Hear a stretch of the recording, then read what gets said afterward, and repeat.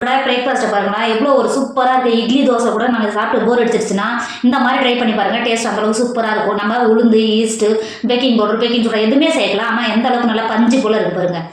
சாஃப்டாக இருக்கும். நம்ம இது கூட நான் வெஜிடபிள் குருமா தான் செஞ்சுருக்கேன். இதோட தொட்டு சாப்பிடும்போது இதோட டேஸ்ட் அந்த அளவுக்கு சூப்பராக இருக்கும். நீங்கள் சூப்பரான பிரேக்ஃபாஸ்ட் எப்படி செய்யலாம்னு பார்க்கலாமா?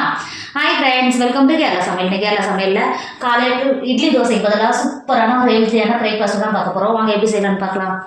உங்களுக்கு தினம் இட்லி தோசை அது மாதிரி சாப்பிட்டே போர் அடிச்சதுன்னா இந்த பிரேக்ஃபாஸ்ட் ட்ரை பண்ணுங்கள். டேஸ்ட் அந்தளவுக்கு சூப்பராக இருக்கும். இப்போ இது ஒரு பாத்திரம் வச்சுக்கோங்க. இதில் ஏதாவது உங்கள் வீட்டில் இருக்கிற கப் ஏதாவது ஒரு பாத்திரம் எடுத்துக்கோங்க.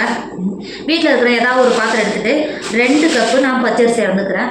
2 கப்பு பச்சரிசியை ஒரு பாத்திரத்தில் அளந்து சேர்த்துக்கோங்க. 2 கப்பு பச்சரிசிக்கு 2 டேபிள் ஸ்பூன் வெந்தயம் சேர்த்துக்கோங்க. நல்லா சாஃப்டாக இருக்கும். நம்ம வேறு எதுவும் உளுந்து வேறு எதுவும் சேர்க்க போகிறது கிடையாது. சேர்த்து ஒரு 2 டைம் நல்லா கழுவி எடுத்துக்கோங்க. நம்ம வெந்தயம் சேர்த்துக்கிறதுனால இதோட சத்து நல்ல உடம்புக்கு ரொம்ப ரொம்ப நல்லது. நீங்கள் இப்பயே கழுவிட்டு சேர்த்துட்டிங்கன்னா நல்லா ஊறி வரும்போது இதோட சத்து தண்ணிக்குள்ளேயே தான் இருக்கும். நம்ம சேர்த்து அரைக்கும் போது நமக்கு சேர்த்தே கிடைக்கும். இந்த மாதிரி நல்லா கை வச்சு நல்லா கழுவிட்டு 2 டைம் நல்லா கழுவிட்டு தண்ணியை வடிகட்டி எடுத்துக்கோங்க. இப்போ கழுவிட்டு தண்ணியெல்லாம் வடிகட்டிட்டு வந்திருக்கேன். அரிசி முங்குற அளவுக்கு தண்ணி சேர்த்துக்கோங்க. சேர்த்து கொடுத்துட்டு மூடி போட்டு ஒரு 3 மணி நேரம் அரிசி நல்லா ஊறி வந்துடும். மாற்றி வச்சுக்கோங்க. இப்போ பாருங்கள், அரிசி ஊற வச்சு நல்லா 5 மணி நேரம் ஆகிடுச்சு. அரிசி எந்த அளவுக்கு நல்லா ஊறி இருக்குது பார்த்தீங்களா? இங்கே பாருங்கள், எந்த அளவுக்கு நல்லா ஊறி இருக்குது பாருங்கள். நம்ம ஏற்கனவே கழுவிட்டு தான் ஊற வச்சுருக்கோம். இப்போ ஒரு மிக்சர் எடுத்துக்கோங்க. நம்ம ஊற வச்சு எடுத்து வச்சுருக்கோம்ல அரிசியை மிக்சருக்குள்ளே மாற்றிக்கோங்க. அரிசியை மிக்சி ஜாரில் மாற்றி கொடுத்துட்டு நம்ம அரிசி அளந்து எடுத்தோம் பார்த்தீங்களா? 2 கப்புக்கு 2 கப்பு அரிசி எடுத்தோம். அதே கப்பில் 3/4 கப்பு நான் வடித்த சாதம் தான் எடுத்திருக்கேன். இப்போ இது உள்ள சேர்த்து கொடுத்துக்கோங்க. நம்ம அரிசி ஊற வச்சோம்ல அந்த தண்ணி நல்லா வடிகட்டி எடுத்து வச்சுருந்தேன். இப்போ 1/4 கப்பு தண்ணி சேர்த்துக்கோங்க. தண்ணி சேர்த்து கொடுத்துட்டு மிக்ஸி மூடி நல்லா இட்லி மாவு பத்தத்துக்கு அரைச்சி எடுத்துக்கோங்க. இப்போ பாருங்கள், நம்ம அரைச்சி எடுத்த மாவு இந்த அளவுக்கு இருக்கணும். இப்போ ஒரு பவுல் வச்சுக்கோங்க. நம்ம அரைச்ச மாவை பவுலில் சேர்த்துக்கோங்க. நம்ம அரைச்ச மாவில் 1/2 டேபிள் ஸ்பூன் உப்பு சேர்த்துக்கோங்க. உங்களுக்கு டேஸ்ட்டுக்கான வச்சு உப்பு சேர்த்து கொடுத்துக்கோங்க. சேர்த்து கொடுத்துட்டு நல்லா கை வச்சு நல்லா கலந்து கொடுத்துக்கோங்க. மாவு இது மாதிரி கலக்கும்போது நல்லா பிடிச்சி வரும். இந்த அளவுக்கு மாவு நல்லா கலந்து கொடுத்துட்டு மூடி ஒரு 8 மணி நேரம் மாற்றி வச்சுக்கோங்க. மாவு நல்லா பிடிச்சி வந்துடும். மாற்றி வச்சுக்கோங்க. நம்ம மாவு எந்த அளவுக்கு நல்லா பிடிச்சி வந்திருக்கு பார்த்தீங்கன்னா? இங்கே பாருங்க, எந்த அளவுக்கு நல்லா பிடிச்சி வந்திருக்கு பாருங்க. நம்ம மாவு அரைச்சது இந்த அளவுக்கு நல்லா கெட்டியாக இந்த அளவுக்கு தான் இருக்கணும். இந்த ஸ்டேஜில் உங்களுக்கு உப்பு ஏதாவது கம்மியாக இருந்தால் சேர்த்து கொடுத்துக்கோங்க. இப்போ நம்ம மாவு நல்லா கலந்து எடுத்து வச்சுருக்கோம்ல, ஒரு கைப்பிடி அளவு நல்லா வெங்காயத்தை பொடியாக கட் பண்ணி வச்சுருக்கேன். இப்போ உள்ள சேர்த்து கொடுத்துக்கோங்க. அது கூடவே பொடியாக துருவி எடுத்து வச்சுருக்கேன் கேரட்டு, அதையும் உள்ள சேர்த்துக்கோங்க.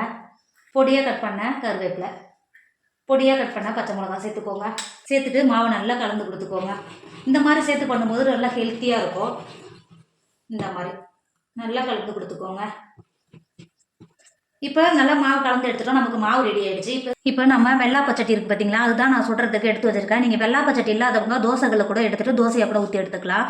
நான் வெள்ளாப்பச்சட்டியே ஒரு 10 நிமிஷம் நல்லா சூடாகிடுச்சு. இப்போ நம்ம ஏற்கனவே நம்ம கரைச்சி எடுத்து வச்சுருக்கோம்ல, இந்த மாதிரி ஒரு கரண்டி ஊற்றினாவே நமக்கு கரெக்டாக இருக்கும். சட்டில் மாவை சேர்த்துட்டு மூடி போட்டு ஒரு 10 நிமிஷம் ஒரு சைடு வேக விடுங்க. இப்போது சேர்த்து கொடுத்து 10 நிமிஷம் ஆகிடுச்சு. நம்ம துருவி எடுத்து வச்சுருக்கோம்ல கேரட்டை இது மேலே லைட்டாக இந்த மாதிரி சேர்த்து கொடுத்துக்கோங்க. அது கூடவே நம்ம பொடியாக கட் பண்ணி வச்சுருக்கோம்ல வெங்காயத்தையும் சேர்த்து கொடுத்துக்கோங்க. சேர்த்து கொடுத்துட்டு அது கூடவே பொடியாக கட் பண்ண கருவேப்பிலை சேர்த்து கொடுத்துட்டு 10 நிமிஷம் திரும்பவும் வேக வச்சுக்கோங்க. இப்போ பாருங்கள், எந்த அளவுக்கு நல்லா வெந்து வந்திருக்கு பார்த்தீங்களா? இப்போ பாருங்கள், இதை திருப்பி போட்டோன்னு அவசியம் கிடையாது. இப்போ இது வெளில எடுத்துக்கோங்க. இருக்கிற பிரேக்ஃபாஸ்ட்டில் இதே மாதிரி சுட்டு எடுத்துக்கோங்க.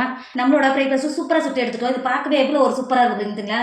நீங்கள் தினம் இட்லி அது மாதிரி செஞ்சு சாப்பிட்றத விட இது மாதிரி நல்லா சாப்பிட்ட ஹெல்த்தியாக செஞ்சு கொடுங்க. டேஸ்ட்டு நல்லா சூப்பராக இருக்கும். நம்ம இதில் கேரட்டு காயெல்லாம் சேர்த்துக்கிறதுனால உடம்புக்கு ரொம்ப ரொம்ப ஹெல்த்து. வீட்டில் இருக்கிற குட்டீஸுக்கெல்லாம் நீங்கள் செஞ்சு கொடுத்தீங்கன்னா அவங்க விரும்பி சாப்பிடுவாங்க. நம்ம உளுந்து, பேக்கிங் சோடா, பேக்கிங் பவுடர் எதுவுமே சேர்க்கலாம். ஆனால் எந்த அளவுக்கு நல்லா சாஃப்டாக பஞ்சு போல் இருக்குது பாருங்கள்.